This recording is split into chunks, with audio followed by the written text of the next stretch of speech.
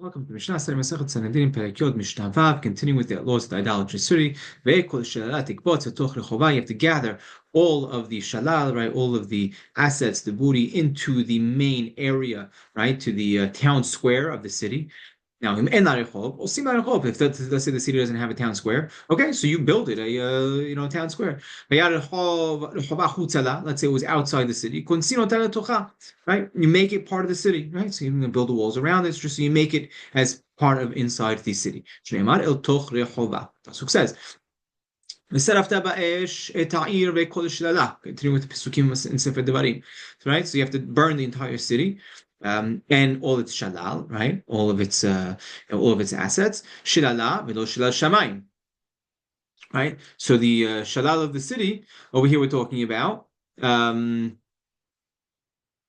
So all the the spoils of the city that belong to the city, but not the shalal shamayim, right? Not that belong to heaven. Mikan amnu ha'ekdeshot shebetocha yipadu. Right, if you have Ekdesh, something that's donated to the Bet HaMikdash, it should be redeemed, right? Because it doesn't belong to the city; it belongs to the Ekdesh. Utrumot, let's see, if Trumot, Yirakevu, right? They should be, or Yikavu, they should be, let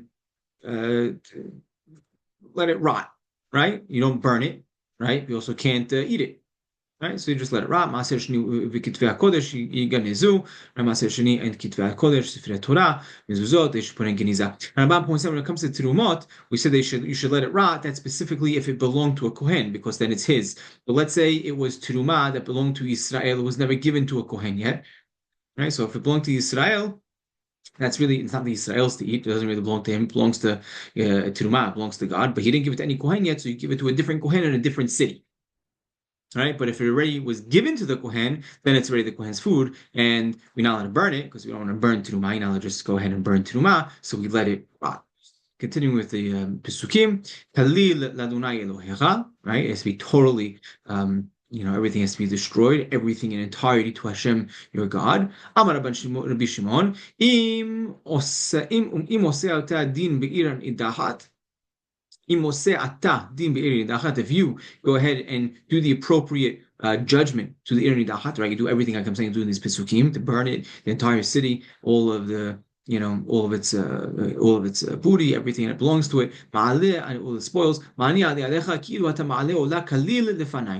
It's as if you brought it entirety, almost like a korban, in front of me.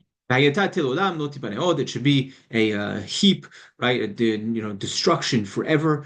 It should never be rebuilt. Right? You can't even make it gardens or orchards. It shouldn't be rebuilt.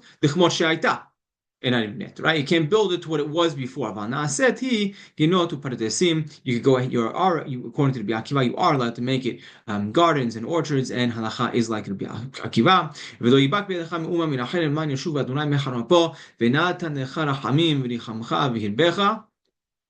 Right?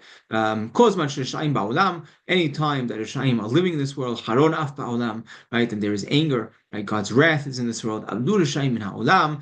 But once the Rishaim are destroyed from this world, Nistalek Haron af min ha'olam, God's wrath is removed from this world. That concludes the 10th perek. We'll move on to the next perek, the last perek of Masechet Sanhedrin in the next section.